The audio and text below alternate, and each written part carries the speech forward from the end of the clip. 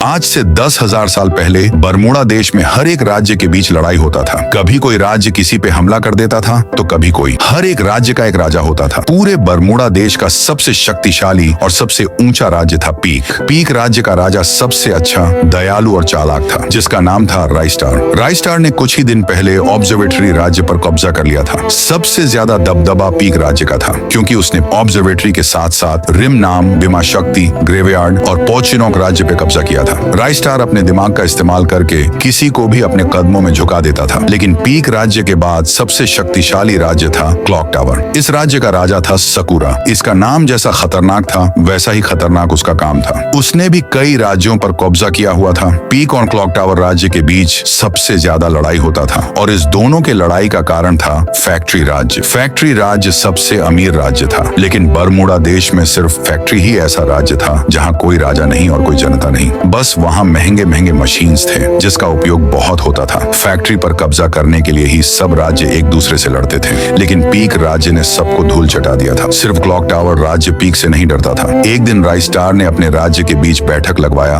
और सबको बोला, बस बहुत हुआ भाइयों, अब मैं आखिरी फैसला ले रहा हूँ, क्योंकि हमारे राज्य में और क्लॉक टावर राज्य में बहुत सालों से फैक्ट्री राज्य के लिए लड़ाई होती आ रही है। अब हमको फैक्ट्री पर आज ही कब्जा करना होगा। सभी गाँव वाले राइस्टार के फैसले के लिए जान भी हाजिर रखते थे। सब लोग उनके फैसले से खुश थे, लेकिन राइस्टार का सेनापति बोला, महाराज आपका ये फैसला बहुत अच्छा है, लेकिन इस जंग में हमारे बहुत से सैनिक मारे जाएंगे। राइस्टार ने बोला, मैं ऐसा नहीं हूँ सेनापति, मैं किसी राज्य पे कब्जा करने के लालच में अपने राज्य के लोगों को मरता हुआ नहीं देख सकता। हम लोग रात को हमला करेंगे जब वहाँ कोई नहीं रहेगा। सब लोग महाराज राइस्टार का आज्ञा माने। उसी रात बरमूडा देश में एक और जंग होने जा रही थी। पीक राज्य के सैनिक ने रात में 3 बजे फैक्ट्री पर घुसकर अपना झंडा लहरा दिया। ये बरमूडा के इतिहास में पहली बार हुआ कि किसी राजा ने जंग भी लड़ा हो और किसी एक आदमी को खरोंच भी न लगा हो। अगले दिन जब क्लॉक टावर की जनता सोकर उठी तो उन्होंने देखा कि फैक्ट्री के चारों तरफ पीक राज्य के सैनिक थे। सब लोग हैरान हो गए। सभी लोगों ने सोचा कि राइस्टार एक कायर है जो आधी रात को हमला करता है, लेकिन राइस्टार वैसा नहीं था। वो अपने राज्य की जनता की जान बचाने के लिए ये समझदारी वाला फैसला लिया। पूरे देश में राइस्टार की चर्चा हो रही थी। ये वीडियो इस कहानी का बस एक छोटा सा प्रीव्यू था।